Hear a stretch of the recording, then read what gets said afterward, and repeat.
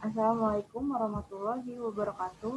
Nama saya Nila Syarati. Saya akan mempresentasikan implikasi kehadiran media digital. Pengertian media. Secara etimologis, kata media berasal dari bahasa Latin, yaitu medius yang berarti tengah, perantara, atau pengantar. Istilah kata media umumnya mengacu pada suatu yang digunakan sebagai wadah, alat, atau sarana untuk berkomunikasi.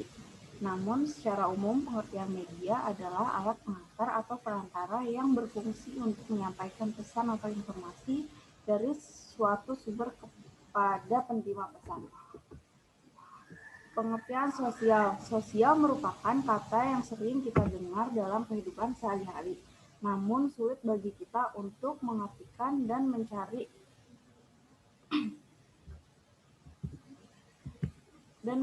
definisinya yang universal. Secara umum, definisi sosial diartikan sebagai hal yang berkaitan dengan masyarakat. Pada dasarnya, sosial juga menjadi cabang ilmu pengetahuan yang mempelajari tentang tingkah laku manusia dalam masyarakat. Manusia disebut sebagai makhluk sosial karena tidak bisa hidup sendiri dan membutuhkan orang lain. Pengertian media sosial. Media sosial adalah media daring yang digunakan untuk kebutuhan komunikasi jarak jauh. Proses interaksi antara user satu dengan user lain, serta mendapatkan sebuah informasi melalui perangkat aplikasi, khusus menggunakan jaringan internet. Tujuan dari adanya sosial media sendiri adalah sebagai sarana komunikasi untuk menghubungkan antara pengguna dengan cakupan wilayah yang sangat luas. Implikasi media pembelajaran jarak jauh atau e-learning. Dalam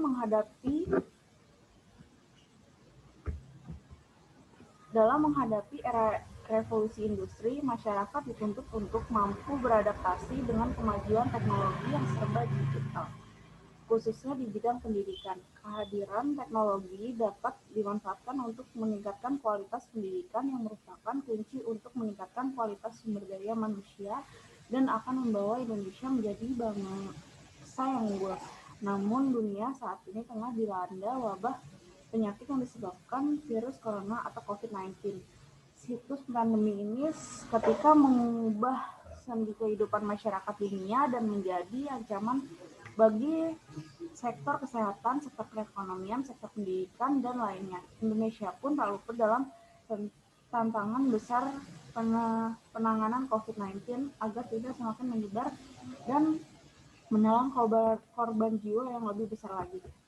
Salah satu sektor yang terdampak pandemi COVID-19 adalah sektor pendidikan yang melibatkan begitu banyak aktivitas fisik bersifat rutin, seperti pertemuan tatap muka di kelas, proses pembimbingan akademik, pertemuan formal dalam forum, seminar, dan lain sebagainya.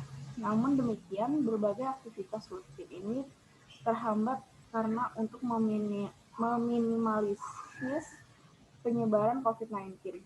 Pemerintah telah menerapkan bijaknya physical distancing. Melihat fenomena di atas, maka bagi penerapan metode online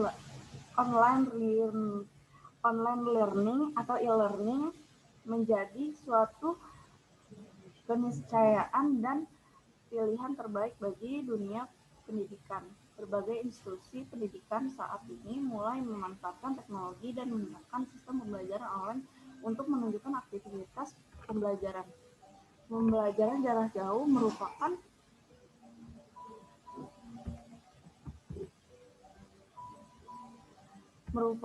hal yang harus dijalani para mahasiswa baik dari sekolah dasar hingga perguruan tinggi, khususnya di masa pandemi COVID-19 yang melanda Indonesia. Hasil survei KPAI yang dilakukan setelah 4 minggu pelaksanaan PJJ didasari dari banyaknya pengaduan online terkait dengan permasalahan PJJ. Survei dilakukan tidak hanya kepada siswa, tapi juga terhadap guru agar dapat kesimpulan yang komprehensif.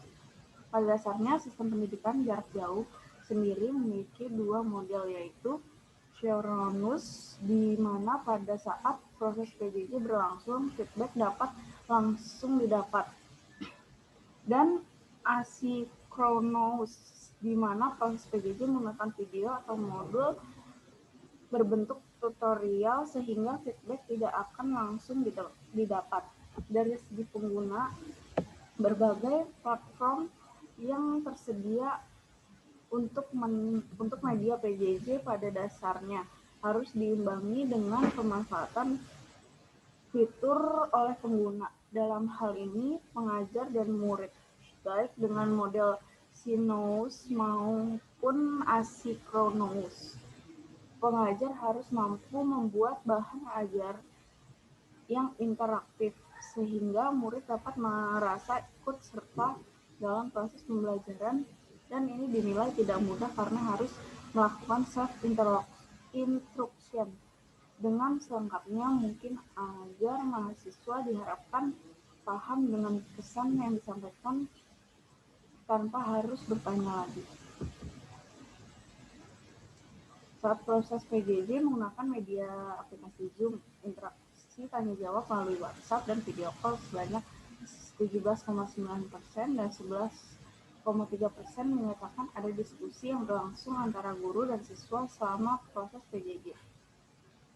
Tidak ada tanya jawab mengenai materi atau aktivitas. Penjelasan materi dari guru menjadi kendala yang cukup besar dalam proses transfer ilmu yang selayaknya terjadi di kelas pada kondisi normal. Interaksi antara guru dan murid pada dasarnya menjadi hal yang cukup fundamental, mengingat pada tingkat pendidikan dasar hingga menengah atas, siswa membutuhkan bimbingan dan materi yang baik melalui arahan guru. Kendala terkaitnya sulit akses internet serta beratnya nominal yang harus ditanggung orang tua siswa untuk membeli kuota internet demi kelancaran proses PJJ menjadi faktor pertimbangan dalam hal tingkat efisien media yang digunakan. Media yang digunakan dalam proses PJJ masing-masing memiliki tingkat efisien yang berbeda. Tentunya jika dihitung dari konsumsi data yang digunakan masing-masing platform aplikasi berbasis video conference tentunya membutuhkan lebih banyak konsumsi data ketimbang aplikasi berbasis teks dan audio. Tentu saja hal ini juga menjadi pertimbangan baik dari siswa maupun guru yang mengandalkan internet melalui kuota operator, telepon seluler, atau bahkan tidak adanya koneksi internet seperti di daerah yang tergolong tertinggal, terluar, dan terdepan. Sekian presentasi dari saya, kurang lebih mohon maaf. Terima kasih.